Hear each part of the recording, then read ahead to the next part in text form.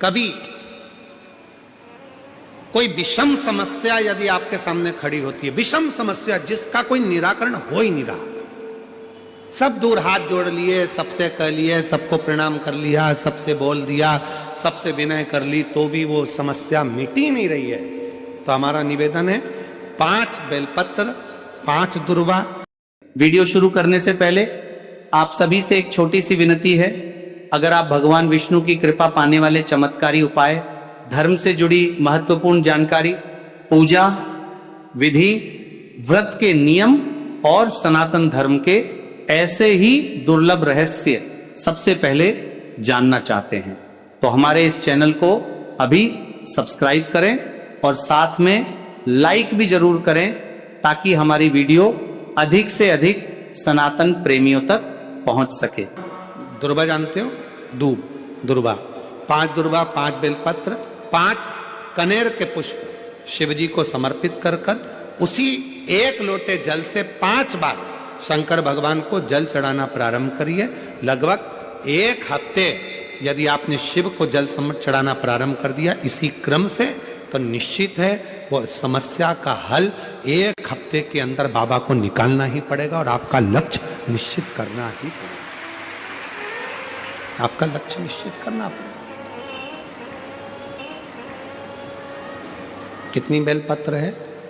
5। कितनी दुर्वा है? 5। कितने कनेर के पुष्प हैं? 5।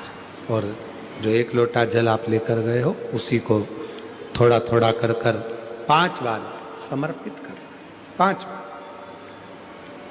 नाम स्मरण रखना, तुम रुकेश्वर महादेव का। फिर से बोलिए नाम, जम के बोलो जरा, तुम रुकेश्वर महादेव। तुम रुकेश्वर महादेव का एक नाम ऐसा नाम है, हम कई माताओं से कहते हैं जिनके गर्भस्थ कई पत्र हैं ऐसे आए हुए, बहुत सारे पत्र हैं जिसमें माताओं ने कहा हमारे शरीर में गांठ थी और वो बाबा की कृपा से गांठ गली। अब हम आपसे एक बात पूछें, हाथ की घड़ी बंद हो जाएगी तो क्या समय घूमना बंद हो जाएगा? क्या समय चलना बंद हो जाएगा? क्या जम के बोलो जरा। नहीं। घड़ी बंद हो जाएगी तो क्या समय चक्र चलना बंद हो जाएगा? क्या नहीं, नहीं हो सकता। समय अपनी रफ्तार से चल रहा है, समय अपनी रफ्तार से आगे बढ़ रहा है। घड़ी बंद हुई है, समय बंद नहीं हुआ। तो फिर कई लोग ऐसे भी हैं, परिवार ने धोखा दे दिया तो उन्होंने जीना ही छोड़ दिया, पत्नी ने धोखा दे दिया तो मन में आया कि अब जिंदगी बेकार हो गई, पति ने धोखा दे दिया तो लगा कि अब जीवन ही बेकार हो गया, फिर मन में आया रिश्तेदार ने धोखा दे दिया तो मेरा तो जीवन ही बेकार हो गया। एक कंपनी में जॉब कर रहा था, उस कंपनी से निकल गया तो सोचा कि अब तो मेरी पूरी जिंदगी बेकार हो गई, अब मुझे कोई दूसरा जॉब ही नहीं मिलेगा। क्यों सोचना? घड़ी बंद हुई है, समय चक्र बंद नहीं हुआ। याद रखना, घड़ी बंद हो जाए घबराना नहीं, समय तो चल रहा है और ये समय हमको सिखा रहा है कि दुनिया में कितना भी दुख की घड़ी आ जाए और घड़ी बंद भी हो जाए तो हिम्मत मत हारना। जैसे समय चक्र चलता रहता है वैसे भी तुम चलते रहना, तो तुम्हारी जिंदगी एक ना एक दिन मंजिल तक पहुंच जाएगी। समय चक्र के अनुसार अपने जीवन को अग्रण्यता रखिए, समय चक्र के अनुसार अपने जीवन को प्रबल रखिए। अपने जीवन, कोई कहता है कि बचपन में भगवान को भजना चाहिए, जवानी में भगवान को भजना चाहिए, अधेड़ी में भगवान को भजना चाहिए, कि बुढ़ापे में भगवान को भजना चाहिए। बोल रहे मुंबई वाली जीजियों और मुंबई के जीजाओं, बचपन में भगवान को भजना चाहिए, जवानी में भगवान को भजना चाहिए, अधेड़ी में भगवान को भजना चाहिए, कि बुढ़ापे में भगवान को भजना चाहिए। शिव महापुराण की कथा कहती है कि तुम्हारी जिंदगी में जब तुम्हें लगने लगे कि शिव मेरा पिता है, उसी समय से भगवान को भजना प्रारंभ कर देना चाहिए। उसी समय इंतजार मत करना कि बचपन में कोई भगवान की भक्ति करी जाती है। जवानी में क्या भगवान का भजन किया जाता है?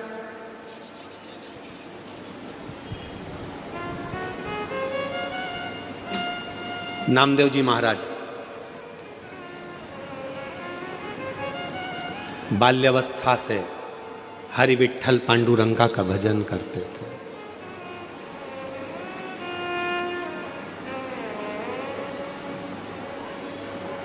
बचपन से विठ्ठल विठ्ठल विठ्ठल विठ्ठल विठ्ठल भजा।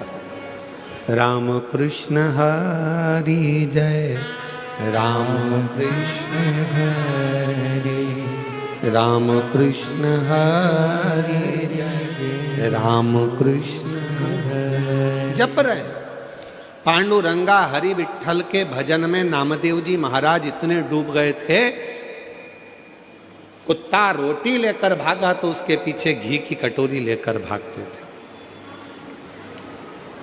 लोग उनको बावरा कह देते थे, शुद्ध नहीं है, बावरे हो गए।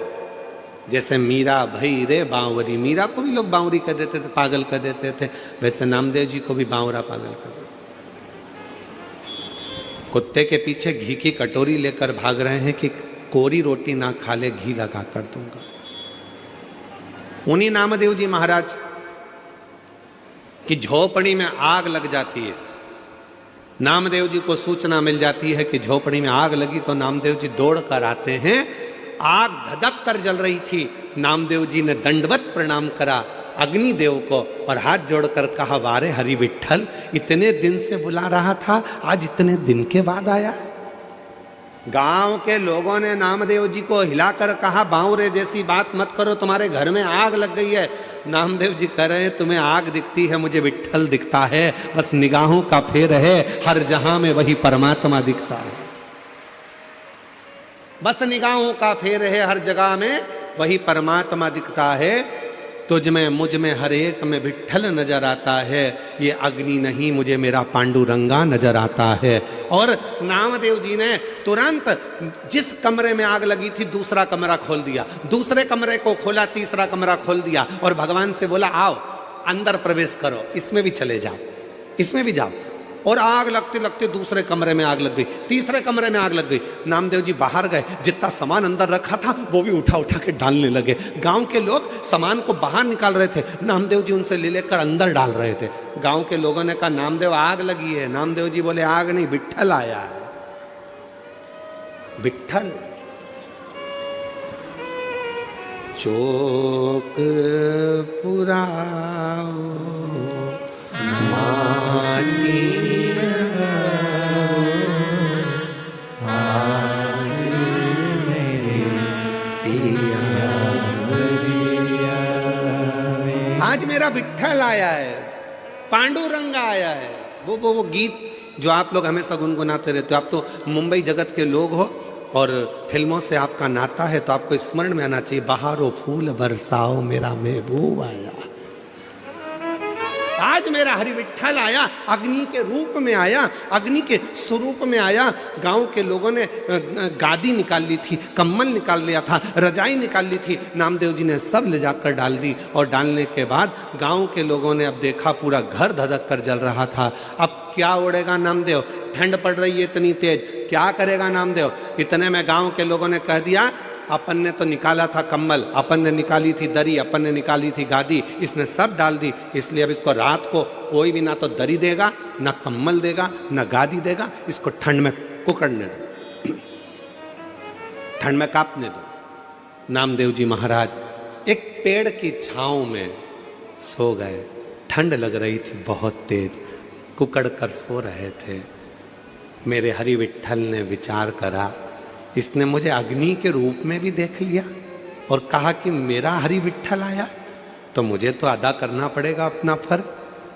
मेरे हरि विठ्ठल ने, गांव के लोग तो चले गए और मेरे हरि विठ्ठल ने नामदेव जी का जो मकान जला था उसी मकान को इतना जोरदार बना दिया और उसमें नामदेव जी को ले जाकर रात की रात में सुला भी दिया। सवेरे गांव के लोगों के नेत्र खुले, गांव के लोगों ने विचार करा, चल कर देखो नामदेव जी की हालत क्या है। जो नामदेव जी को देखने गए तो आम के पेड़ के नीचे नामदेव नहीं थे, मकान के अंदर डनलप का सुंदर गद्दा था, मखमल की रजाई थी, मखमल का तकिया था, खूब आराम से नामदेव जी सो रहे थे। नामदेव जी को जगाकर गांव के लोगों में से एक बहुत धनिक व्यक्ति था, पैसे वाला व्यक्ति था, उसने नामदेव जी को जगाकर पूछा, नामदेव ये बता ये मकान किसने बना दिया रात की रात में? नामदेव जी बोले, मेरे रिश्तेदार आए थे। अच्छा, ये गादी भी उनने? हाँ। तकिया भी उनने? हाँ। रजाई भी उनने? हाँ। तो उसने कहा, नामदेव इतना जोरदार मकान तो हमने कहीं नहीं देखा, तेरे रिश्तेदार से कह के एक मकान मेरा भी बना दे। नामदेव जी ने कहा, लगा आग, लगा आग। कोई आग लगा के बस्ती बसा लेता है,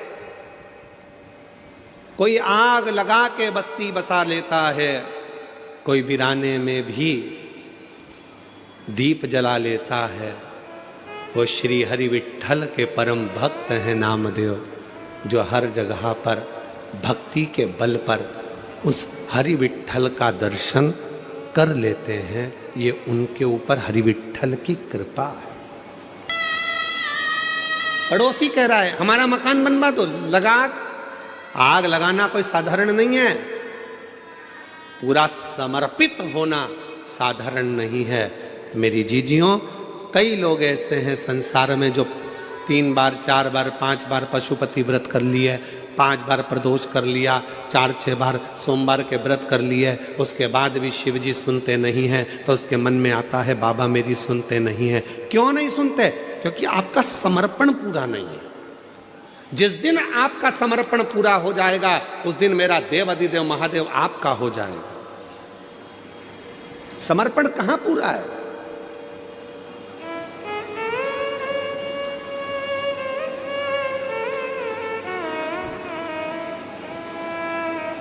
एक पत्र है,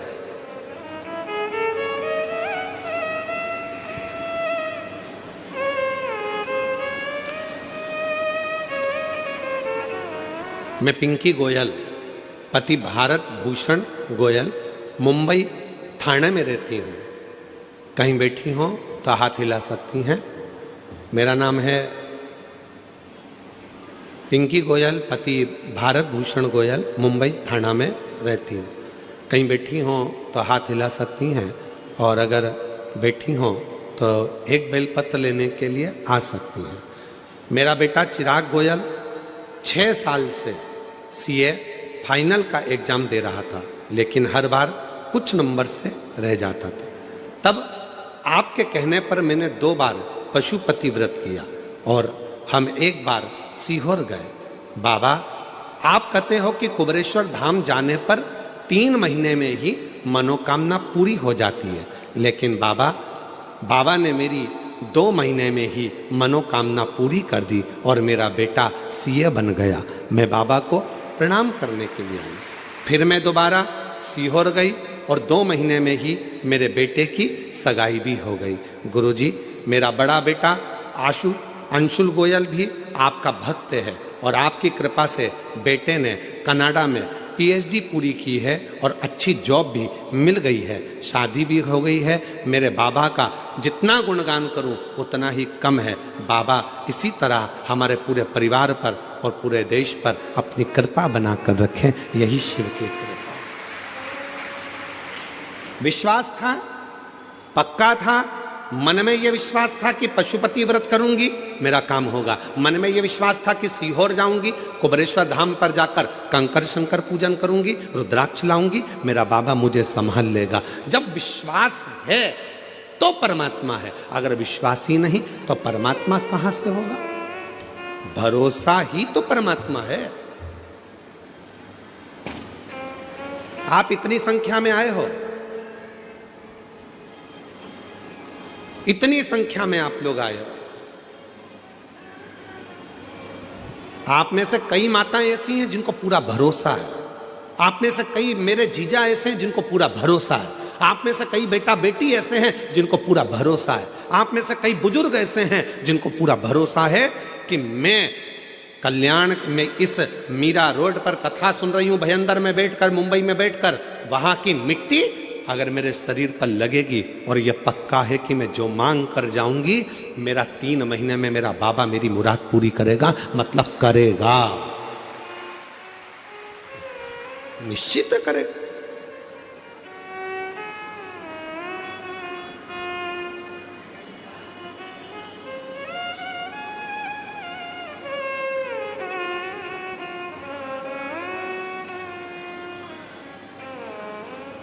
कल एक बहन जी ने एक पत्र लिखा था और उस पत्र को हमें ढूंढना पड़ेगा। उस पत्र में उन्होंने लिखा था कि आपकी कथा सुनते सुनते मुझे शंकर जी से मोहब्बत हो गई। नीचे पत्र में लिखा था, क्या आपको शिव जी से मोहब्बत हुई है?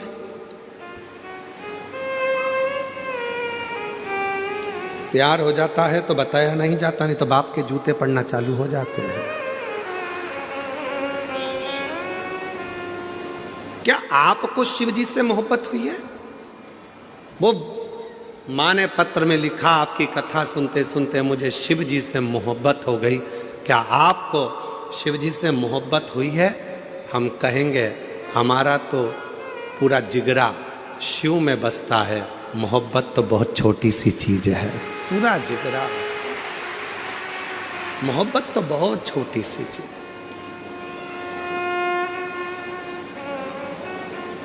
ये दुनिया के लोगों के आगे एक आरती का एक लाइन आती है, तन मन धन सब है तेरा, स्वामी सब कुछ है तेरा, तेरा तुझको प्रभु का प्रभु को समर्पण, क्या लागे मेरा। अब यहां पर तन मन और धन 3 चीजें हैं, 3 चीजें, मतलब ये दृष्टि भी तुम्हारी है, ये मेरा स्वरूप भी तुम्हारा, पूरा स्वरूप। कहा गुरुजी तन मन धन लिखा है तो इसमें धन मतलब अपने घर का जितनी प्रॉपर्टी है, जितना धन है सब भगवान का? नहीं, तुमने कमाया है, तुम्हारा है, मना कौन कर रहा? तो फिर तन मन धन लिखा तो हमने कहा गाने की एक लाइन याद कर लो, चांदी जैसा रंग है तेरा, सोने जैसे बाल, एक तू ही धनवान है, गोरी बाकी सब कंगाल। मतलब तेरे पास में इतना वैभव, परमात्मा ने तुझे करोड़पति बनाकर भेजा है, लाखों के नेत्र देकर भेजा है, लाखों की किडनी देकर भेजा है। दुनिया का जो व्यक्ति कहता है कि मैं गरीब हूं, समझना पक्का झूठ बोलता है। परमात्मा ने किसी को भिखारी बनाकर पैदा नहीं करा, परमात्मा ने करोड़पति बनाकर पैदा करा। परमात्मा कभी किसी को गरीब बनाकर पैदा नहीं करता, परमात्मा हमेशा सेठ बनाकर पैदा करा है। बस इतना याद रखना, अपने हुनर को निखारिए, अपने भीतर जो परमात्मा ने दिया है उसको निखारने का प्रयास करिए, अपने भीतर जो परमात्मा ने दिया है उसको सामने लाने का प्रयास करिए। जिस दिन आप अपने हुनर को निखारना प्रारंभ करोगे, एक दिन आप अपने आप समझ जाओगे कि परमात्मा ने आपको कितना करोड़पति बनाकर भेजा है, कितना धनपति बनाकर भेजा। हम अपने आप को निखार ही नहीं रहे।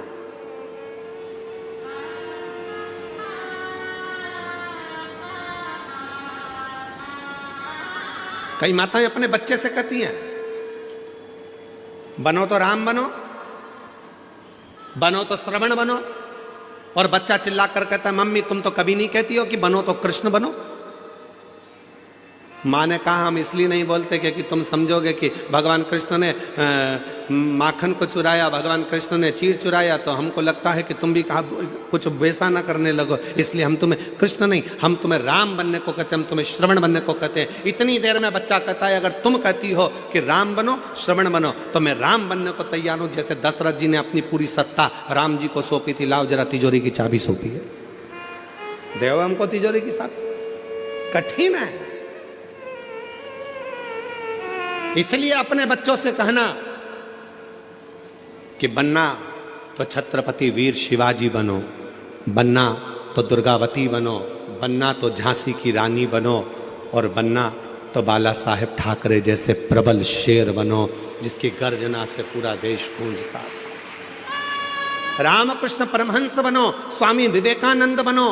बनना है तो अपने जीवन में कुछ अच्छा करने के लिए जागरूकता का प्रभाव, परमात्मा ने जो तुमको भेजा है उसको निखारने का प्रयास करिए, उसको निखारो। कितना सुंदर एक चरित्र है शिव महापुराण में, जरा देखिएगा। धनु राजा के 2 पुत्र हुए, रंभ और करम। दोनों के घर में औलाद नहीं थी। जल में बैठकर दोनों तप कर रहे थे। इतने में एक मगर आ गया और मगर ने करम्ब को खा लिया। रंभ को लगा मेरा भाई मर गया, अब मैं जल में बैठकर तपस्या नहीं करूंगा, अब मैं जल में बैठकर तप नहीं करूंगा। तो रंभ गया, अब चारों तरफ आग लगाकर, अग्नि लगाकर बीच में बैठकर तपस्या करने लगा। ब्रह्मा जी को प्रसन्न करने लगा। ब्रह्मा जी प्रसन्न हो गए। मांगो रंभ, तुम्हें क्या चाहिए? रंभ ने कहा मेरे घर में औलाद नहीं है, संतान नहीं है, आप कृपा करो और मेरे घर में संतान हो। तो कह दिया, ए रंभ, तू तपस्या कर कर जैसे उठेगा, जिसको भी प्रेम से देख लेगा, जिसको भी तू प्रेम से देखेगा उसी से तेरी औलाद हो जाएगी। बस रंभ तपस्या कर कर उठा। सामने से एक भैंस निकल कर जा रही थी, एक महिष निकल कर जा रही थी, और रंभ ने उस भैंस को, उस महिष को प्रेम से देख लिया। और जैसे ही भैंस को देखा, भैंस का गर्भ ठहर गया, उस महिष का गर्भ ठहर गया, उस भैंस का गर्भ ठहर गया, और वो भैंस गर्भवती हो गई। भैंस जब अपने मालिक के घर पहुंची, उसका जो पति था भैंसा, महिषा, उसने देखा कि मेरी पत्नी गर्भवती हो गई, इसके गर्भ में किसका बच्चा है? भैंसे ने ध्यान लगाया तो मालूम पड़ा कि वो रंभ का पुत्र है। क्रोध में आ गया महिषा, और महिषा को क्रोध आया, भैंसे को क्रोध आया, और रंभ के साथ वो युद्ध करने चले गया, और आखिरी में उसने रंभ को मार डाला। जैसे ही रंभ मर गया, उसके नगर के लोगों ने उसका अंतिम संस्कार करना प्रारंभ करा। चिता लगाई, अंतिम संस्कार हो रहा है, चिता पर लेटाया, चारों तरफ से आग लग गई। इतने में भैंस को लगा, उस भैंस को जिसके गर्भ में बच्चा था, उस भैंस को लगा कि मेरे गर्भ में इसका बच्चा है जो जल रहा है, जिसकी चिता जल रही है, पर पति तो मेरा यही है, क्यों ना अब मैं अपने भी प्राण त्याग दूं, अपने पति के साथ ही सती हो जाऊं। और वो भैंस दौड़ती दौड़ती अग्नि में कूद पड़ी। जैसे ही अग्नि में कूदी, इतने में उसका एक बच्चा हो गया, जिसका जन्म होते से ही, प्रकट होते से ही उसने मनुष्य का और भैंस का दोनों का रूप धारण करना प्रारंभ कर दिया। उसका नाम महिषासुर हो गया। उसका नाम था महिषासुर।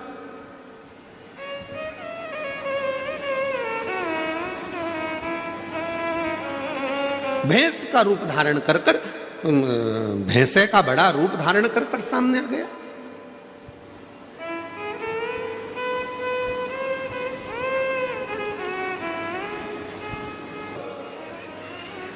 महिषासुर ब्रह्मा जी का तप करा, वर मांगा, मुझे वर दीजिए ब्रह्मा जी। ब्रह्मा जी ने पूछा कौन सा वर चाहिए? तो ब्रह्मा जी से कहा मुझे वर दीजिए कि मुझे कोई पुरुष ना मार सके। और महिषासुर ने मन में सोचा कि किसी स्त्री में ऐसा बल नहीं है जो मुझे मार दे, अगर मरूं तो स्त्री के हाथ से मरूं। अच्छा,